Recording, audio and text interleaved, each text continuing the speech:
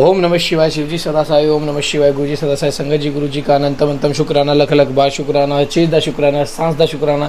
संगत जी आज के पाठ में आप जानोगे कितनी लंबी तपस्या करनी पड़ती है, कितनी पूजाएं करनी पड़ती है, कितनी परिक्रमाएं करनी पड़ती हैं, जब जाके महाशिव हमें अपनी शरण में लेते हैं, जब जाके हमें महाशिव पुराण का सुनने का अवसर प्राप्त होता है, तब जाके हमें महाशिव की पूजा करने का अवसर प्राप्त होता है। लेकिन हमारे गुरु बिना कुछ किए हमें घर बैठे शिव पुराण सुनने का मौका दे रहे हैं, तो हम कितने भाग्यशाली हैं।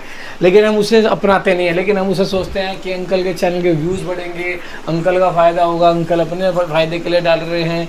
लेकिन संगत जी सच बताऊं तो मैंने हमेशा सेवा के भाव से किया है, मैंने और कोई भाव से नहीं किया है।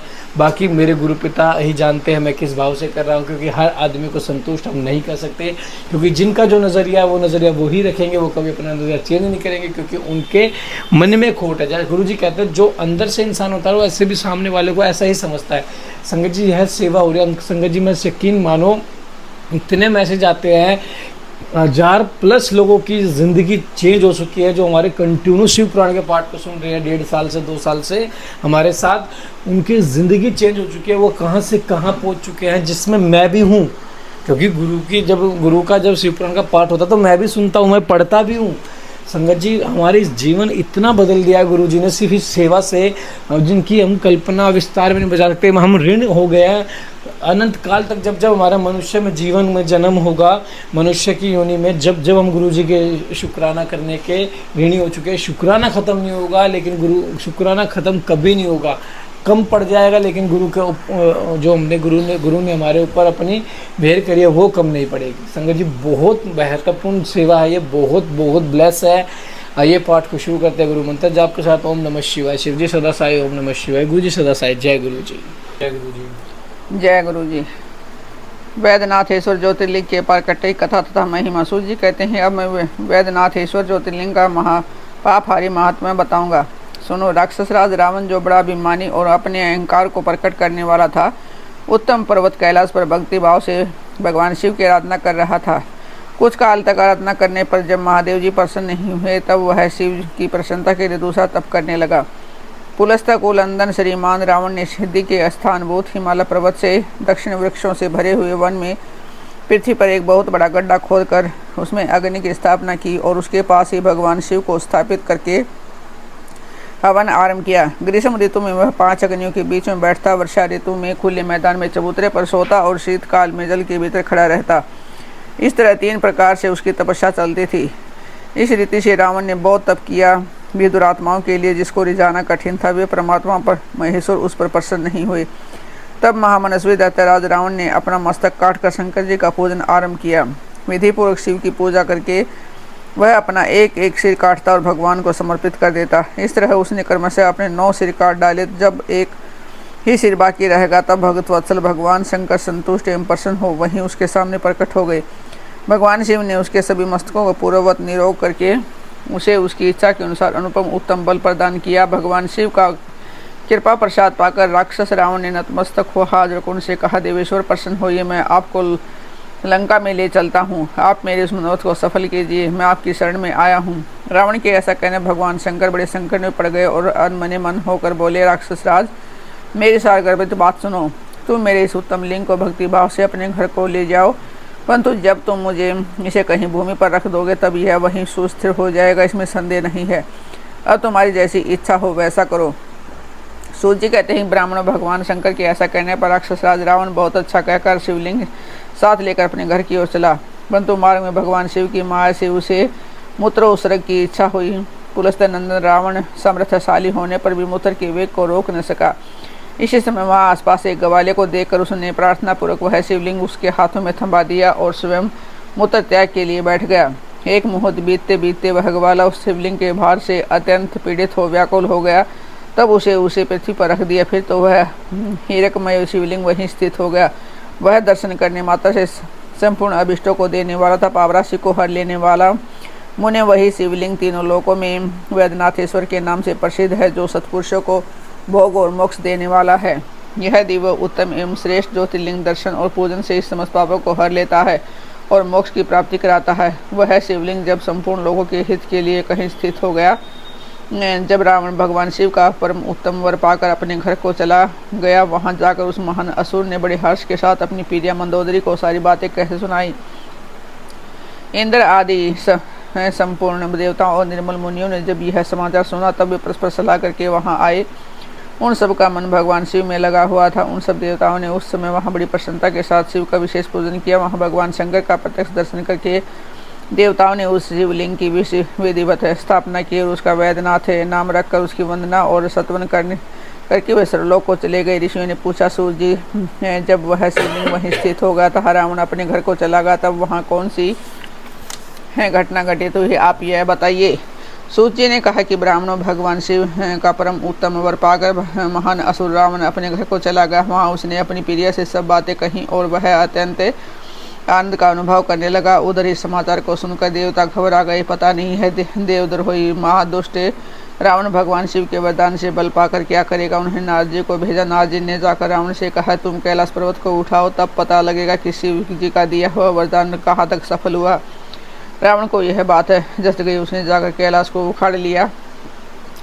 इससे सारा कैलाश ही हिल उठा। तब गिरिराज के कहने से महादेव जी ने रावण को घमंडी समझकर इस प्रकार शाप दिया। महादेव जी बोले, रे दुष्ट भक्त दुर्बुद्धि रावण, तू अपने बल पर इतना घमंड न कर। तेरी इन भुजाओं का घमंड चूर होने वाला वीर पुरुष शीघ्र ही इस दौलत में अवतरण होगा। सूत जी कहते हैं कि इस प्रकार वहाँ जो घटना हो से नारद जी ने सुना। रावण भी चित्त प्रसन्नचित हो जैसे आया था उसी तरह अपने घर को लौट गया। इस प्रकार मैंने वैद्यनाथेश्वर का महात्मा बताया है। इसे सुनने वाले मनुष्यों का पाप भस्म हो जाता है। नागेश्वर नामक ज्योतिर्लिंग का प्रादुर्भाव और उसकी महिमा। सूत जी कहते हैं कि ब्राह्मणों, अब मैं परमात्मा शिव के नागेश नामक परम उत्तम ज्योतिर्लिंग के आविर्भाव का प्रसंग सुनाऊंगा। दारुका नाम से प्रसिद्ध कोई राक्षसी थी, जो पार्वती के वरदान से सदा घमंड में भरी रहती थी। अत्यंत बलवान राक्षस दारुक उसका पति था। उसने बहुत से राक्षसों को साथ लेकर वहाँ सत्य पुरुषों का संहार मचा रखा था। वह लोगों के यज्ञ और धर्म का नाश करता फिरता था। पश्चिम समुद्र के तट पर उसका एक वन था जो संपूर्ण समृद्धियों से भरा रहता था। उस वन का विस्तार सब ओर से 16 योजन था। दारुका अपनी विलास के लिए यहाँ जाती थी। वहीं भूमि, वृक्ष था, अन्य सब उपकरणों से युक्त वह वन भी चला जाता था। देवी पार्वती ने उसे वन की देखरेख का भार दारुका को सौंप दिया था। दारुका अपने पति के साथ इच्छा अनुसार उसमें विचरण करती थी। राक्षस दारुका अपनी पत्नी दारुका के साथ वहां रहकर सबको भय देता था। उससे पीड़ित हुए प्रजा ने महर्षि ओवर्ण की शरण में जाकर उनको अपना दुख सुनाया। ओवर्ण ने शरणागतों की रक्षा के लिए राक्षसों को यह शाप दे दिया कि ये राक्षस यदि पृथ्वी पर प्राणियों की हिंसा या युगों का विध्वंस करेंगे तो उसी समय अपने प्राणों से हाथ धो बैठेंगे। देवताओं ने यह बात सुनी, तब उन्होंने दुराचारी राक्षसों पर चढ़ाई कर दी। राक्षस घबराए। यदि वे लड़ाई में देवताओं को मारते हैं तो मुनि के हिसाब से स्वयं मर जाते हैं, और यदि नहीं मारते तो पराजित होकर भूखे मर जाते हैं। इस अवस्था में राक्षसी दारुका ने कहा कि भवानी के वरदान से मैं इस सारे वन को जहाँ चाहूँ ले जा सकती हूँ। यो कहकर वह समस्त वन को ज्यों का त्यों ले जाकर समुद्र में जा बसी। राक्षस लोग पृथ्वी पर न रहकर जल में निर्भय कर रहने लगे और वहाँ प्राणियों को पीड़ा देने लगे। एक बार बहुत सी नावें उधर आ निकली जो मनुष्यों से भरी हुई थी। राक्षसों ने उनमें बैठे सब मनुष्यों लोगों को पकड़ लिया और भेड़ियों से बांधकर कारागार में डाल दिया। वे उन्हें बारंबार धमकियाँ देने लगे। उनमें सुप्रिय नाम से प्रसिद्ध एक वैश्य था जो उस दल का सरदार था। वह बड़ा सदाचारी भस्म रुद्राक्ष धारी था। भगवान शिव का परम भक्त था। सुप्रिय शिव की पूजा किए बिना भोजन नहीं करता था। वह स्वयं तो शंकर का पूजन करता ही था, बहुत से अपने साथियों को भी उसने शिव की पूजा सिखा दी थी। फिर सब लोग नमः शिवाय मंत्र का जप और शंकर जी का ध्यान करने लगे। सुप्रिय को भगवान शिव का दर्शन भी होता था। दारुक राक्षस को जब इस बात का पता लगा तब उसने आकर सुप्रिय को धमकाया। उसके साथ ही राक्षस सुप्रिय को मारने दौड़े। उन राक्षसों को देखकर सुप्रिय के नेत्र भय से कातर हो गए। वह बड़े प्रेम से शिव का चिंतन और उनके नामों का जप करने लगा। वैश्य पति ने कहा कि देवेश्वर शंकर मेरी रक्षा कीजिए, कल्याणकारी त्रिलोकनाथ दुष्टांता भक्त वत्सल शिव हमें इस दुष्ट से बचाइए। देव, अब आप ही मेरे सर्वस्व हैं।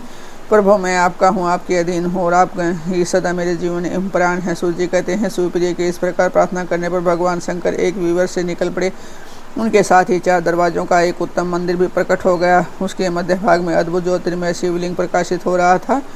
उसके साथ शिव परिवार के सब लोग विद्यमान थे। सुप्रिय ने उनका दर्शन करके पूजन किया। पूजित होने पर भगवान शंभु ने प्रसन्न हो स्वयं पतास्त्र लेकर प्रधान राक्षसों उनके सारे उपकरणों तथा सेवकों को भी तत्काल ही नष्ट कर दिया। और दुष्टांता शंकर ने अपने भक्त सुप्रिय की रक्षा के तत्पश्चात अद्भुत लीला करने वाले और लीला से ही शरीर धारण करने वाले शंभु ने उस वन को यह वर दिया कि आज से इसे वन में सदा ब्राह्मण क्षत्रिय वैश्य और शूद्र इन चार वर्णों के धर्मों का पालन हो। यहाँ श्रेष्ठ मुनि निवास करे और तमोगुण राक्षस इसमें कभी न रहे। शिव धर्म के उपदेशक प्रचारक और प्रवर्तक लोग इसमें निवास करें। सूर्य जी कहते हैं कि इसी समय राक्षसी दारुका ने दीन चित से देवी पार्वती की स्तुति की। देवी पार्वती प्रसन्न हो गई और बोली, बताओ तेरा क्या कर्म करूं। उसने कहा, मेरे वंश की रक्षा कीजिए। देवी बोली, मैं सच कहती हूँ, तेरे कुल की रक्षा करूंगी। ऐसा कहकर देवी भगवान शिव से बोली, नाथ आपकी यह बात युग में अंत में सच्ची होगी, तब तक तामसी सृष्टि भी रहे, ऐसा मेरा विचार है। मैं भी आपकी ही और आपके ही आश्रम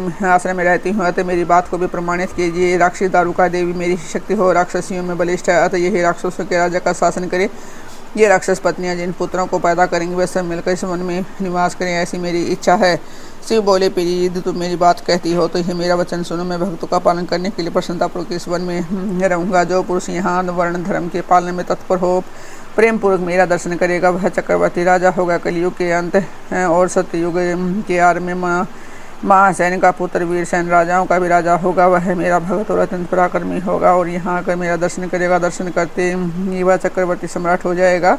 सूर्य जी कहते हैं, ब्राह्मणों, इस प्रकार बड़ी बड़ी लीलाएं करने वाले वे दंपति परस्पर हास्य युक्त वार्तालाप करके स्वयं वहाँ स्थित हो गए।